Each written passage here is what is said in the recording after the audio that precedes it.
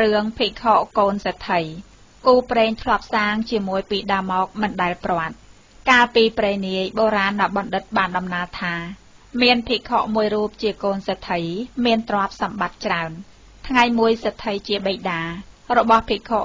មកធ្វើបុណ្យក្នុងវត្តនោះមានខ្ញុំស្រីម្នាក់មានកូនតូចតើបនឹងចេះដើរបន្តិចជាប់តាមមកបម្រើសេដ្ឋីនោះនាងខ្ញុំសេដ្ឋីនោះក៏ទៅចងអង្រឹងឲ្យកូនដេកក្រោមកត់ភិក្ខុនោះជួនជាពេលនោះមានតាចាស់ម្នាក់ចេះទាយមើលគូប្រេងក៏ឡើងមកលេងសប្បាយនឹងភិក្ខុនោះនិយាយពីនេះពីនោះយូរបន្តិចក៏ភិក្ខុនោះរកតានោះមើលគូប្រេងឲ្យតានោះក៏ពិនិត្យមើលតាមដំណើរក្បួនឃើញច្បាស់ហើយក៏និយាយថាលោកចៅកុំអន់ចិត្តនឹងតាតើបតាហ៊ានទាយឲ្យលោកនោះថាកុំព្រួយអាត្មាមិនអន់ចិត្តទេអាណិតតែទាយឲ្យត្រឹមត្រូវចុះតើបតានោះទាយថាលោកចៅទៅវិញមុខជានឹងបានប្រពន្ធកូនខ្ញុំគេជាប្រកាសលោកនោះឮហើយក៏ធ្លាក់ទឹកមុខមិនសប្បាយចិត្តសោះតើបសួរដេញដោលទៅទៀតថាកូននឹងតាកើតហើយឬនៅតានោះប្រាប់ថាកើតហើយគេបានទាំងនាំមកក្នុងកំឡុងពេលបននេះទៀតផងតាគ្រូទាយហើយក៏លាចុះបាត់ទៅក្រោយពីនោះមកភិក្ខុនោះថាមានកូនអ្នកណាជាកូនខ្ញុំស្រីម្នាក់ដែលតាមបម្រើមេដាបិតាហើយយកមកទាំងកូនស្រីតូចមកចងអង្រឹងឲ្យដេកក្រោមកត់របស់ខ្លួន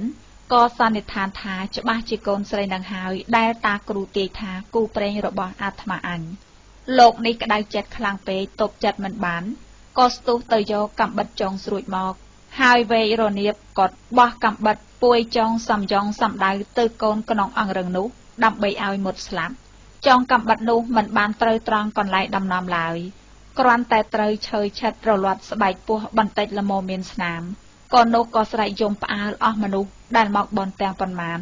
រួចហើយភិក្ខុនោះក៏គេចពីវត្តបាត់ទៅ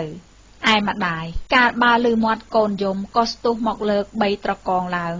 ឃើញឈាមក៏អាណិតកូនយ៉ាងក្រៃលែង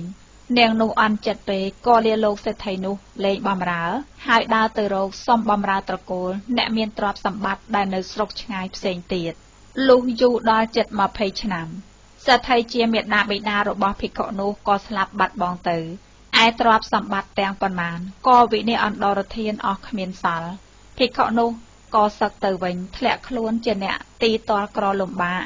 ដើរស៊ីឈ្នួលគេចិញ្ចឹមជីវិតក៏បានទៅជួបនាងទាំងពីរនាក់គឺម្ដាយនិងកូនដែលនៅបម្រើគេនោះអ្នកបណ្ឌិតនោះក៏មិនស្គាល់សោះលោកឃើញកាលណាក៏មានចិត្តប្រតិព័ទ្ធស្នេហាចង់បានជាភរិយា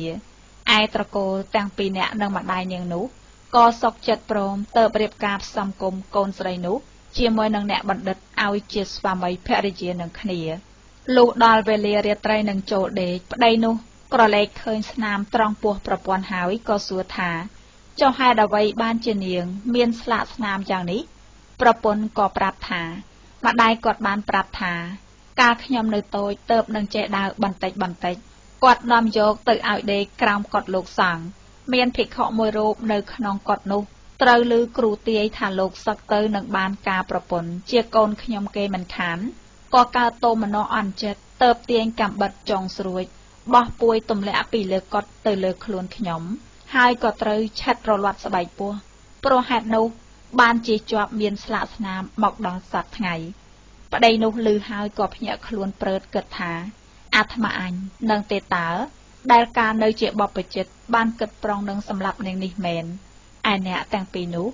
លុះរួមរស់នៅនឹងគ្នាយូរទៅក៏បានឡើងជាអ្នកមានទ្រព្យសម្បត្តិច្រើនសូមអស់លោកអ្នកអញ្ជើញអនុមោទនា